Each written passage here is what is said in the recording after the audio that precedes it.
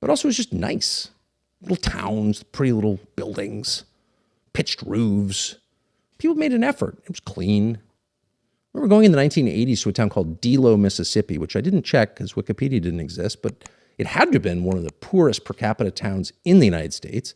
Delo, Mississippi. D''Lo. Who knows what that even means? But I've spent a good part of the summer there. And the first thing I noticed was that the poor people in Delo, Mississippi, this is not patronizing, it's just a fact, went to extraordinary lengths to keep their little houses tidy and pretty. And they were. They had gardens in front and used tires painted white to make paths. I mean, it was really kind of amazing. And it was the first time that I realized that, like, it doesn't take that much other than self-respect and some determination to preserve our birthright, which is the beautiful surroundings around us. Because it matters. Now, why does it matter? Kind of hard to quantify. I'm not sure the Treasury Department could give you a straight answer on why beauty matters, but I'll tell you what you already know, which is this: beauty is ennobling.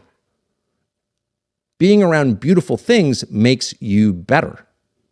Being around ugly things, being bombarded by ugly things, objects, a landscape, denuded of trees, filled with dollar stores, bad architecture, disposable crap, all through your house and your life and your office, that does not make you better.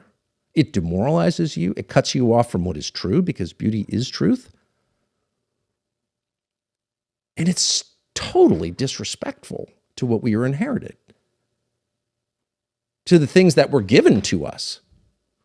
And there's no reason for it. And of course, you don't need to be conspiracy-minded to wonder, why were some of the prettiest buildings in America torn down all across the country within the space of 10 years in the 1960s, and then replaced by some of the ugliest buildings, concrete brutalist architecture? Why is that?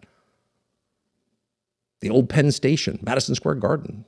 Look them up on the internet. It'll shock you that someone decided to tear those down and replace them with what you see there now. But that happened in every city in America. It was called urban renewal. But what it really was an uglification of the country. And again, clearly there was a design to this. There was a reason this happened. It wasn't like urban planners and architects woke up one morning and said, I don't know, a concrete FBI building is just prettier than the one it replaced. No, of course not. They knew it was ugly. That was the point. And what was the point of that? Who knows? Probably not even worth speculating. All that's worth saying is being around beautiful things makes you a better person, and it's within your control. It's certainly within your list of demands, and it should be near the top of that list. And that would include, by the way, cleanliness. There's something about calls for cleanliness that set certain people on edge. Like only Nazis care about cleanliness. Really? Travel around the world. It used to be that when you traveled to a country like Pakistan, for example, they would say, I want to come to the United States. Why? Because it's clean. People understand that cleanliness is better than filth. And if you allow your city to become covered in graffiti or let people crap on the sidewalk or don't pick up the trash, that's bad. In fact, it's a sign that things are falling apart. And maybe that's a sign that you want to send. Not clear why you'd want to send that. But it's bad for the people who live there, and not just on public health grounds, not just because it spreads disease, because it's bad for their souls. That's why you make your bed in the morning. And not only is there nothing wrong with that, it's important to say so. No, you're not Albert Speer because you care about pretty architecture and clean streets. It's because why wouldn't you do that? If you love your country and your neighbor and yourself, the very first thing you would do is clean it up.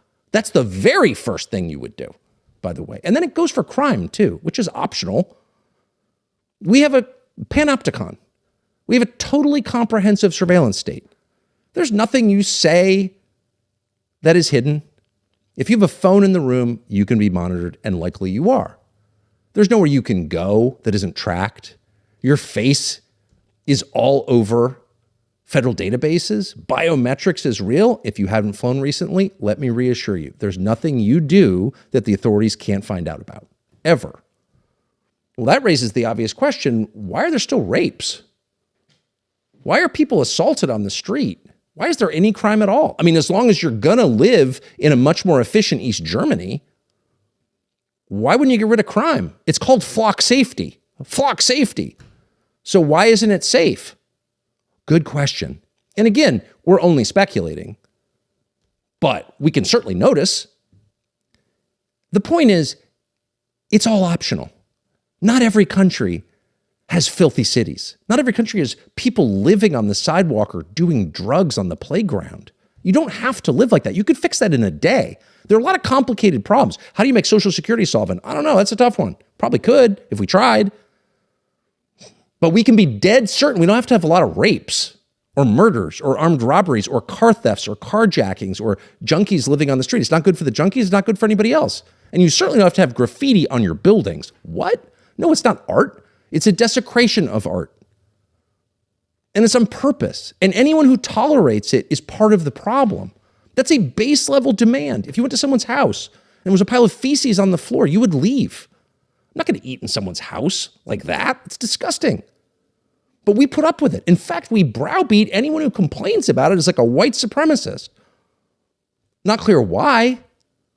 Why is it bad to demand order? Not fascism, the opposite of fascism, order and cleanliness. No crime.